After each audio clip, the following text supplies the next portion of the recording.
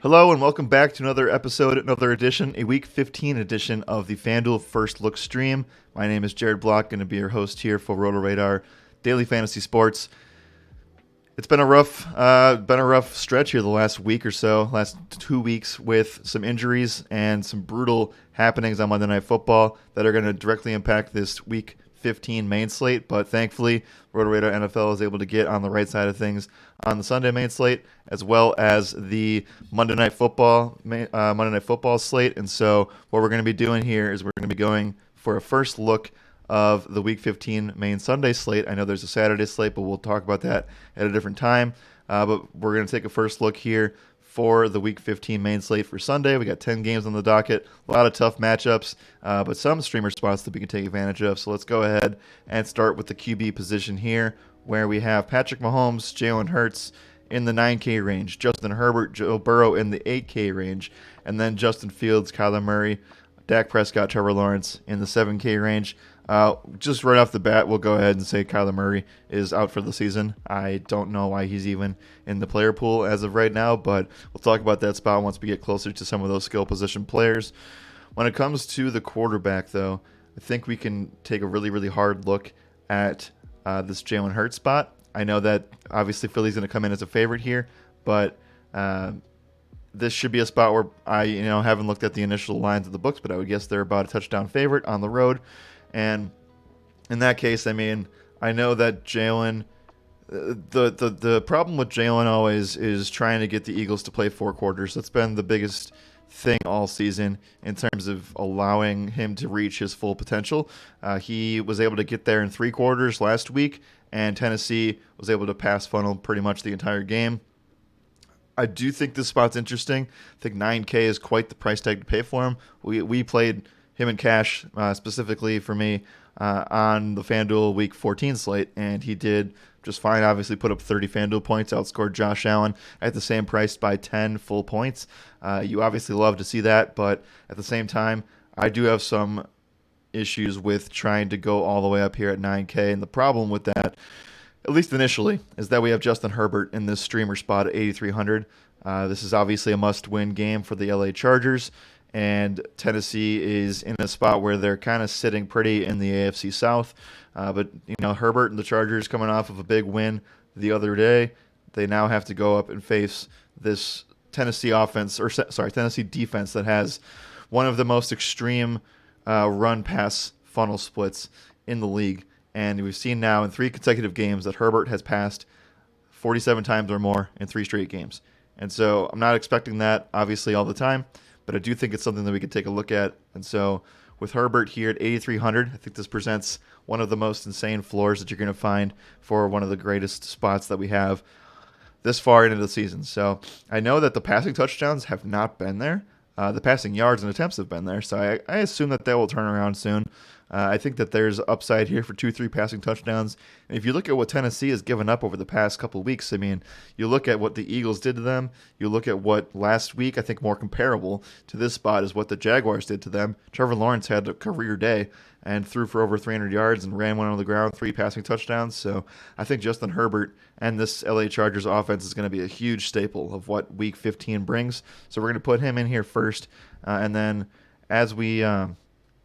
I'll compare them to Herbert as we continue to go along here, but I do like what I see right away from this spot.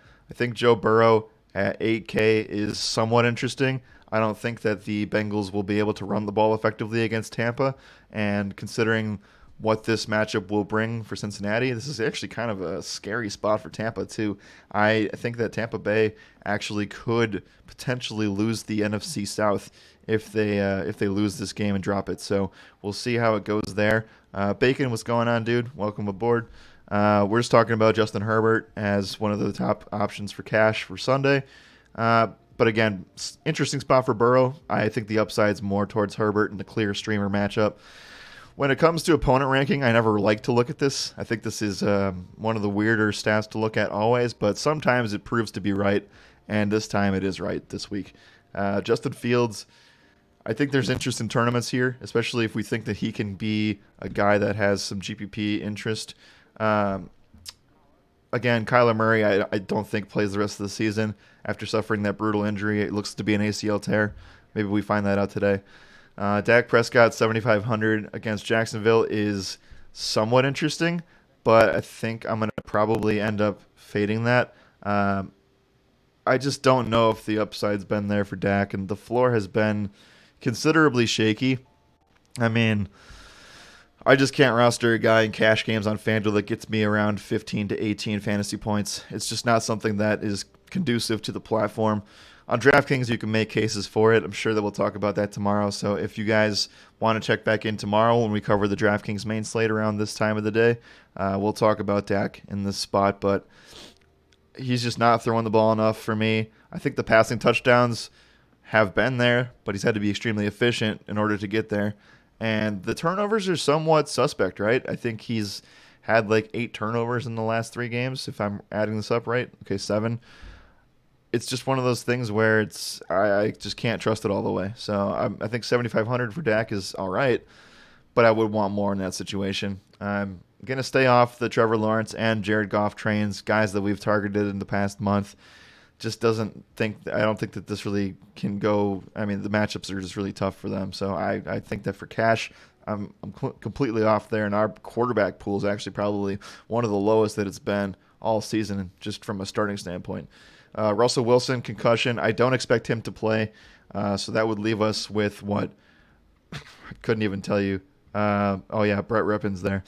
I can't go there in cash, guys. Maybe DraftKings has a better opportunity for us tomorrow. Maybe we get in a spot where we can roster a 4,500 to 5K quarterback. But I think it's going to be Burrow or bust for me on FanDuel. A lot of quarterback injuries to cover, and it keeps going down the list for this slate. So Mike White would be the first guy that I would actually take a solid look at down here if he is okay. He took some absolutely brutal shots this week against the Buffalo Bills and Matt Milano specifically. So Mike White, 7K, is actually somewhat interesting, although I think that we can get plenty of exposure to him through his pass-catching weapons. So I'll probably be off there. And then you get to this stretch of quarterbacks, man, where it's just so disgusting. I mean, Mac Jones had every single opportunity in the world last night against Arizona and was not able to put it together. Andy Dalton against Atlanta, I wish I could trust that spot more because it is something that I'd actually be interested in. Sam Darnold against Pitt, like some of these guys are really interesting tournament plays. I think one of these guys can go for 20 FanDuel points, but for cash, it's just disgusting. And just to note, Kenny Pickett's dealing with a concussion. Marcus Mariota is pretty much going to be done for the season, so Desmond Ridder is going to start against New Orleans here. We could see a situation maybe where Joe Flacco is the quarterback in this spot, and I just feel like this is one of the worst situations where you could find yourself in, right? Like, we want the wide receivers so badly for New York, but can we trust the quarterback that's throwing them the ball? That is something that we're going to have to figure out as we move on here and kind of let this thing play out. So I'm really hesitant to go. This is just a disgusting range. And again, maybe we go here and talk about it for DraftKings tomorrow, but at this point, I just don't think that we can go here for cash at all. So again, your player pool for this slate is probably Jalen Hurts and Justin Herbert. The one thing I want to say about Patrick Mahomes is that, one, we're going to have a cover boy on this team, but two, Mahomes being at 9,100, this was the exact reason why I faded Dak Prescott last week.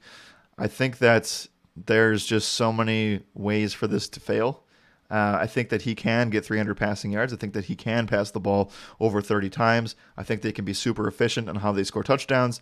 He just has to have those touchdowns fall his way.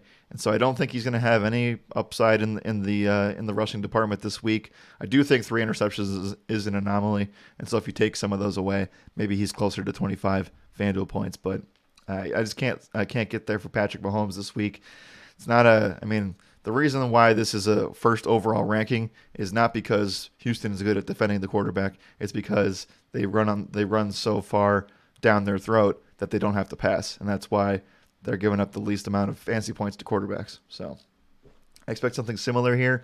I expect Kansas City to kind of not put their foot down on the gas as much and rely on Isaiah Pacheco, who we'll talk about here in a little bit. So again, Justin Herbert, the pure cash option for FanDuel, first look right away, and we'll go from there.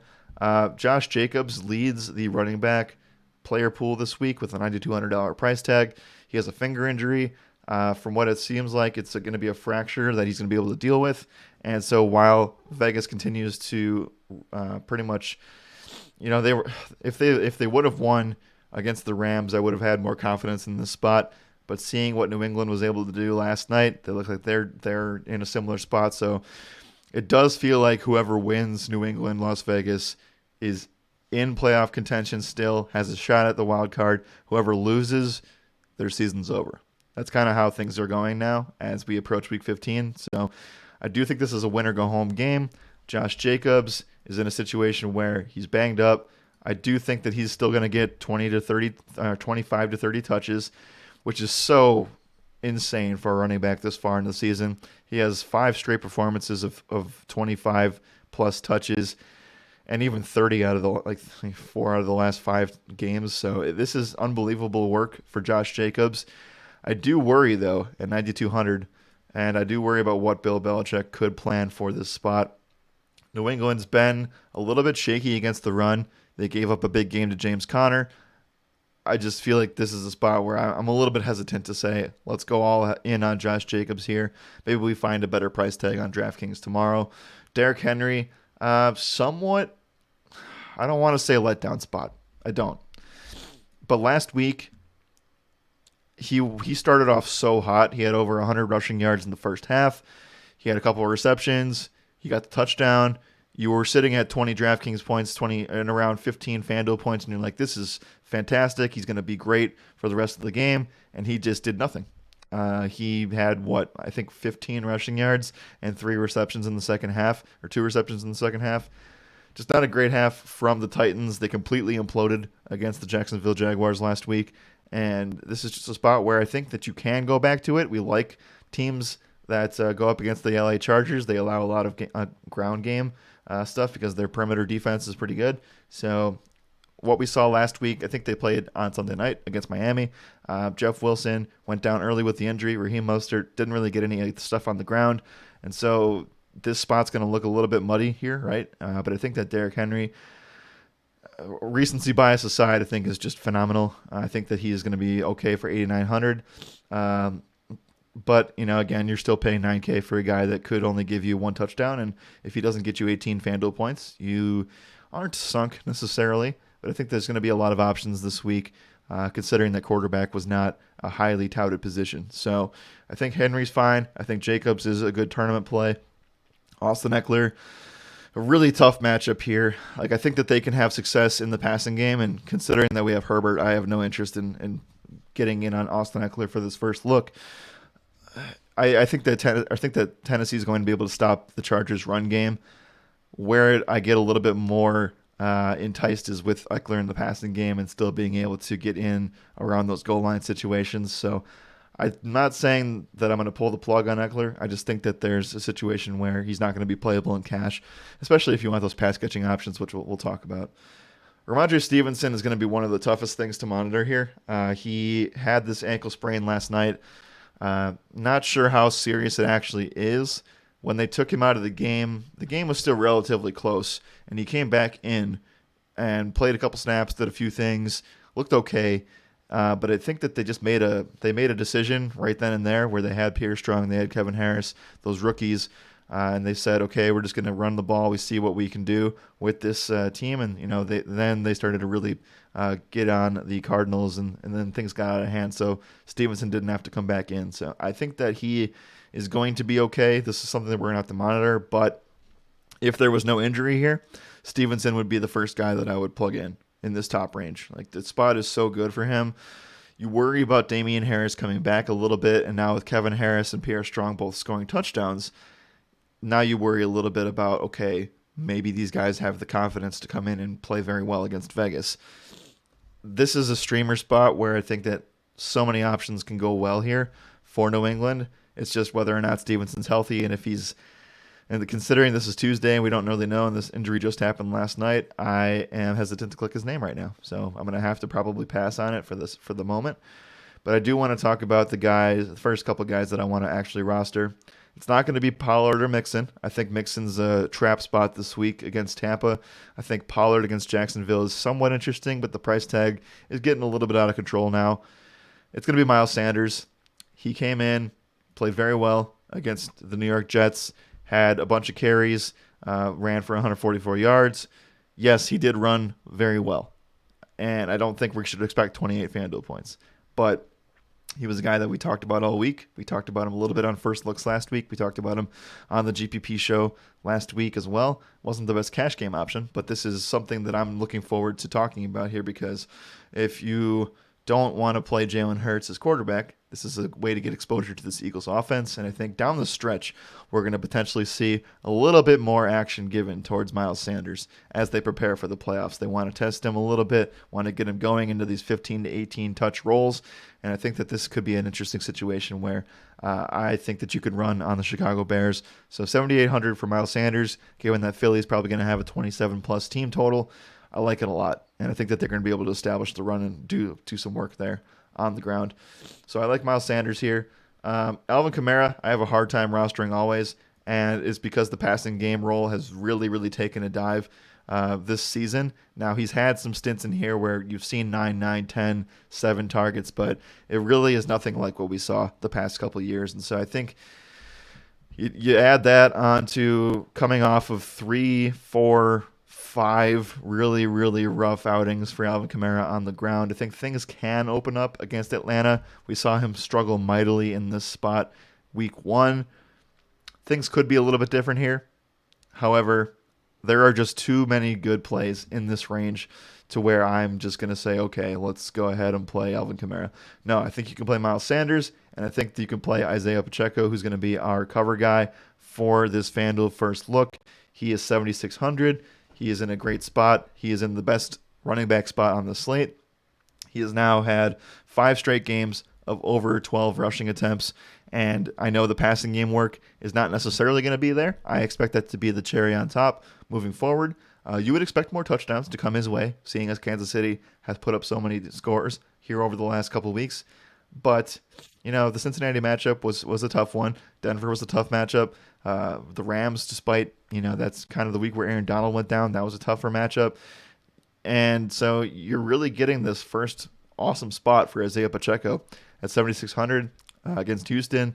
We saw what the Dallas Cowboys were able to do in this spot, even though they were down in that game. So while Jerick McKinnon had a monster day, I think that the majority of the rushing attempt work, like 80% to even 90%, is going to be with Isaiah Pacheco here. And they should have plenty of opportunities as the road favorite against Houston. I love the spot for him. I think he's going to be one of the best running back plays of the week.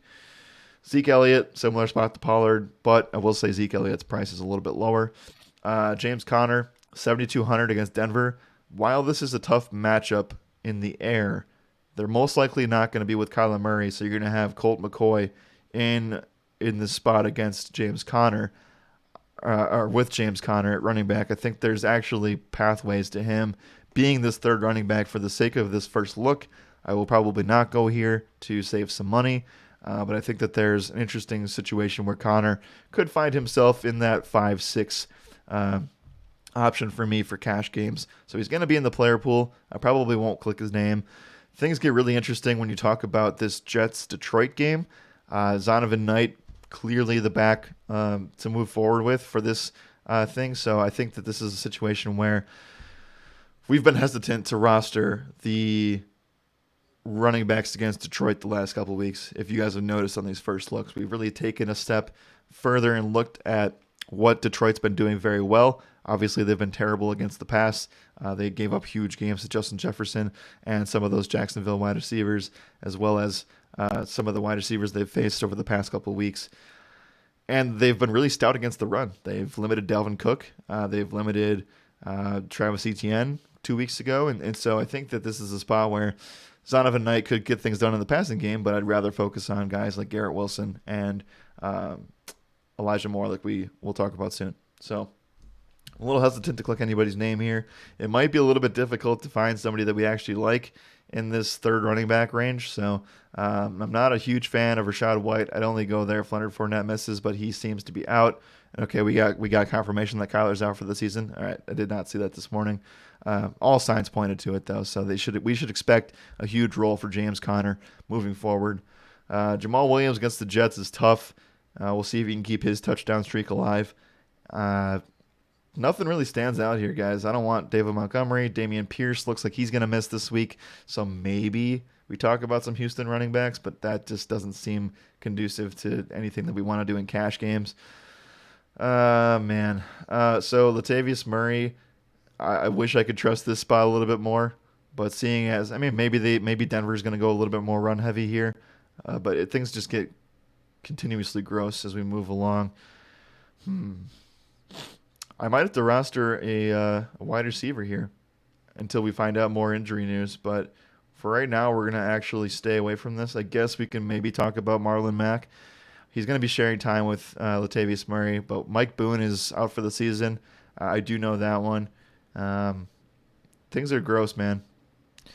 We also found out, last thing before we move on to wide receiver, we found out that the New Orleans Saints are going to be missing Mark Ingram, so they're going to move David Johnson up to RB2, which is, I guess, somewhat interesting. So who knows? Maybe he'll pop up in GPPs this week. But right now, we're going to stick with Sanders and Pacheco and move on. Jamar Chase at the top here, 9K against Tampa. Don't love the spot, but I do love the work he's been getting lately. Devontae Adams in a winner-go-home game. He's interesting, but again, I'm not super happy about rostering wide receivers against New England.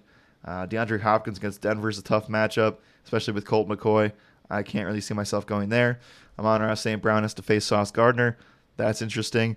I probably will stay away from that too. So right off the bat, I mean, you got guys that you don't really want to roster in the 8K range. So I think that the first guy we can look at is potentially A.J. Brown, sitting at 8,200. Again, I do worry a little bit about the Eagles getting up by so much, but if they do, it's probably because Brown has a really solid first half.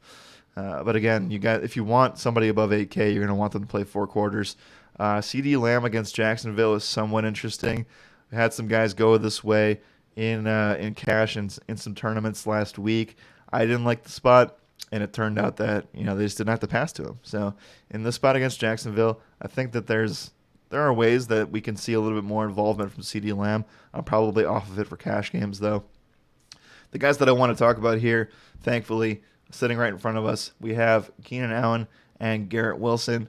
Garrett Wilson, a little bit of a disappointment last week, considering what they were up against. But if you watched that game, terrible weather. They played through freezing rain, freezing like ice, snow mix stuff the entire game. And I think that was part of it. I think Mike White going in and out was part of it. But depending on who the quarterback is, I do like Garrett Wilson. And Keenan Allen is going to be a stud this week against Tennessee. Again, like I said, pass funnel. I think that we can stack multiple weapons with Justin Herbert. I'm not going to do it here for first look's sake, but I think that we can go with these two guys. One thing I do want to say, though, for the T. Higgins spot, I do have some reservations about how healthy T. Higgins actually is. And I don't think he's going to try to give it a go, obviously. I would not expect him to practice much this week whatsoever. But if he is in, then I think I like Jamar Chase a little bit more. But I do find a way. I think we can see that maybe there are ways where Tampa Bay could potentially stop Jamar Chase a little bit if they decide to double cover him if T. Higgins is out. So I think this situation is a little bit unclear as of right now. And so far, we're just going to roster. We have to roster at least one of these guys. So as of right now, I'm going to roster Keenan Allen to stack with the quarterback here. Do want to find out. Okay, Mike Williams is 7,200. They kind of jacked his price up right away here. Let's continue to move on and talk about it. Although I like Garrett Wilson a lot, I think Mike Williams is a nice savings of 800 off of his counterpart in Keenan Allen. I think Christian Kirk is somewhat interesting. If we expect Jacksonville to pass from behind, I think that's somewhat something we can look at. Chris Olave at 7,100 is interesting. But I do want to get to find a little bit more of the player pool that we can get ourselves into here, because we are now locking ourselves into 4 guys above 7,500, and so that's going to make things a little bit interesting for cash games. Jacoby Myers, you got to see if he's going to go with the concussion. If he's in, I like the spot a lot at 6,400. But again, it's a situation where Ramondre Stevenson went down, Devontae Parker went down last night, and so if Myers is able to go here at 6,400, then I might have some kind of interest in cash. Tyler Boyd dealing with a dislocated finger. I think that there's going to be merit to him being in or out here. So if we miss T. Higgins and Tyler Boyd, and Hayden Hurst is still dealing with something, there could be some value opening up for Cincinnati. That could be something to look after. Zay Jones has been a phenomenon over the past 4 weeks. He's had 40 targets. He's had an unbelievable 12 red zone targets. So Zay Jones is somewhat interesting, but not really a cash game play. Again, I hate to look back at Houston again, but it's hard to imagine Chris Moore, necessarily failing in this spot. Keep an eye on Brandon Cooks. I think he's kind of done for the season. And Nico Collins, you may see a situation where they shut him down with that foot injury. So if we get Chris Moore at 6K, I think that's really, really interesting. So I'm going to click his name for right now. But moving down the line here, I don't expect Corey Davis to play. I do expect Elijah Moore to step in, and this is where we could see some really, really interesting value. That's kind of why, more or less, where I skipped over Garrett Wilson for now. I think that just to save money for a first look, Elijah Moore, I know that the box score is not going to show you over the last month to where you really want to go here, but against Buffalo, we saw Corey Davis go down. Elijah Moore, targets per route run looked really good. The ability to have him line up in 2 wide receiver sets for the majority of the dropbacks is really, really good. I think that 5,600 is a really strong option for FanDuel, and this is going to be where you could save a lot of money this week. So I know that we'll probably end up changing some things around as the week goes on, but I think this is a really good starting point for what I want to get to for cash games. Before we get into tight end and flex, let's take care of the defense here and see if we can open up some options this week. Usually I like to start all the way down and see if we can look at some things that maybe make sense. I never really like to pay up for defense for cash, and I'm sure you guys have seen that now through 15 weeks of the season. So right away, I think that, and that's why we played Detroit last week, just to be completely transparent with you, and they ended up putting up 7 FanDuel points, which is fantastic for a $3,200 defense. When it comes down to what you really want here, I think the Chargers are somewhat interesting at 3,400. I think I can get behind the Bengals at 3,600 a little bit. I think I actually like Denver's defense quite a bit against Colt McCoy. Detroit, if we get a Joe Flacco situation, is somewhat interesting. And clear streamer plays though. I think the Raiders are actually somewhat interesting if they don't have their weapons. Let's see. Carolina's defense has actually been really solid. They have 4 straight games of over 7 FanDuel points. Pittsburgh against Sam Darnold. Both defenses in this game were pretty good. Arizona Cardinals against what seems to be Brett Rippon is really interesting as well. And then you get to the top defenses, and I just don't know if that's 100% necessary on this slate. So what we'll do, I think we'll play Cardinals right now, and then we'll kind of see what we can do. But I'd be willing to go down to Raiders. I'd be willing to go down to the Denver Broncos, even the Chargers, maybe even Atlanta. I'd hesitate with that one a little bit, though. But yeah, let's go take a look at tight end. You have Travis Kelce at 8K. I don't think this is necessary. I think a tournament play is solid. By the way, also congrats to Travis Kelce, 7 straight seasons of 1,000 receiving yards. Insane. Dalton Schultz against Jacksonville is nice, but it's so expensive for FanDuel, man. 6,500 is crazy. Taysom Hill, not playing that. I know that, he's always got touchdown upside, but not for the volume that he's getting.